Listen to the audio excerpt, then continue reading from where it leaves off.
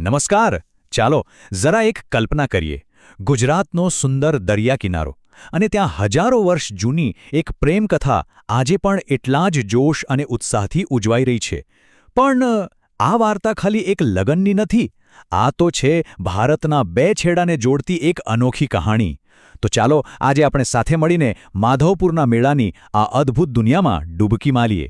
સવાલ તો બહુ મોટો છે ખરું ને, પણ એનો જવાબ એનાથી પણ વધુ રસપ્રદ છે. આ મેળાની આખી કહાણીમાં આપણે બસ એ જ તો શોધવાના છીએ કે ભાઈ, હજારો વર્ષો પહેલાં થયેલું એક મિલન આજે પણ આખા ભારતની એકતાનું પ્રતીક કઈ રીતે બની શકે છે. ઓકે, તો આપણી આ આખી સફરના 5 ભાગ હશે. સૌથી પહેલાં આપણે જોઈશું કે દરિયા કિનારે આ ઉત્સવ છે શું. પછી એની પાછળની જે દિવ્ય પ્રેમ કથા છે એમાં ઉતરીશું.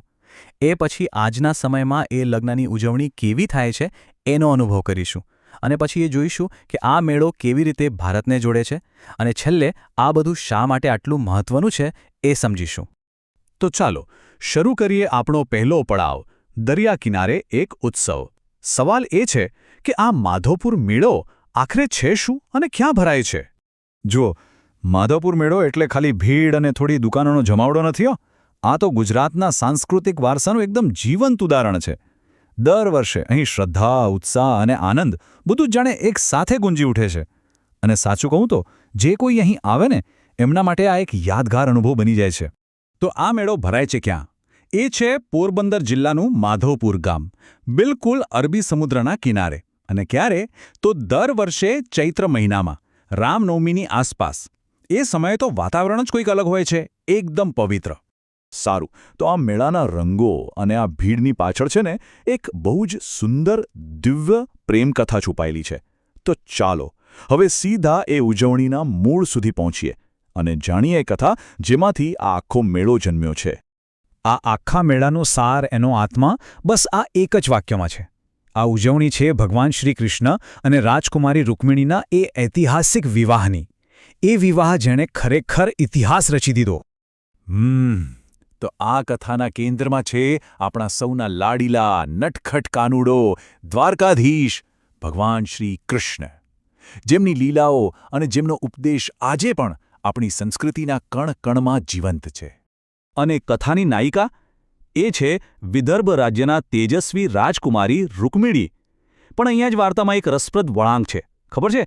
એમનું રાજ્ય ભગવાન કૃષ્ણની દ્વારકા નગરીથી સેંકડો માઇલ દૂર હતું. અને આટલું બધું અંતર જ આ પ્રેમકથાને એકદમ ખાસ બનાવે છે. અને કહેવાય છે કે આ જે પવિત્ર જગ્યા છે, માધવપુરનો દરિયા કિનારો, જે ભગવાન કૃષ્ણ અને રૂકમણીના એ ઐતિહાસિક મિલનનો સાક્ષી બન્યો, બસ એ જ દિવ્ય વિવાહની યાદને તાજી કરવા માટે દર વર્ષે અહીં આ ભવ્ય મેળો ભરાય છે. પણ સવાલ એ છે કે હજારો વર્ષ જૂની એ કથા આજના સમયમાં કેવી રીતે જીવંત થતી હશે? તો ચાલો હવે ભૂતકાળમાંથી સીધા વર્તમાનમાં આવીએ અને આજના મેળાની ધમાલનો અનુભવ કરીએ. અરે વાહ! આ મેળો તો આંખો, કાન અને હૃદય એમ ત્રણેય માટે એક મોટો ઉત્સવ છે. તમે જુઓ તો એક બાજુ ભગવાનની ભવ્ય શોભાયાત્રા નીકળતી હોય, બીજી બાજુ ઢોલના તાલે લોકો મન મૂકીને ગરબે ઘૂમતા હોય. સ્થાનિક બજારોમાં કારીગરોની અદ્ભુત કલાકારી જોવા મળે. આખું વાતાવરણ જ બસ ભક્તિ અને શ્રદ્ધાથી ગુંજી ઉઠે છે. પણ આ બધાની વચ્ચે મેળાનો સૌથી ખાસ ભાગ કયો ખબર છે? એક ક્ષણ જ્યારે ભગવાન કૃષ્ણ અને રૂકમિણીના વિવાહનું જીવંત નાટકીય રૂપાંતર રજૂ થાય છે.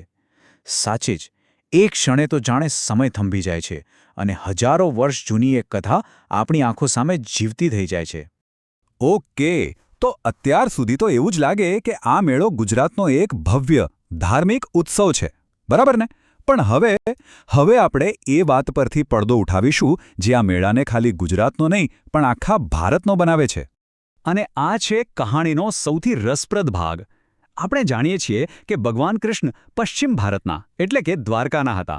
પણ તમને જાણીને આશ્ચર્ય થશે કે એવી એક દ્રઢ માન્યતા છે કે રાજકુમારી રૂકમિણીનું મૂળ વતન હતું ક્યાં ખબર છે?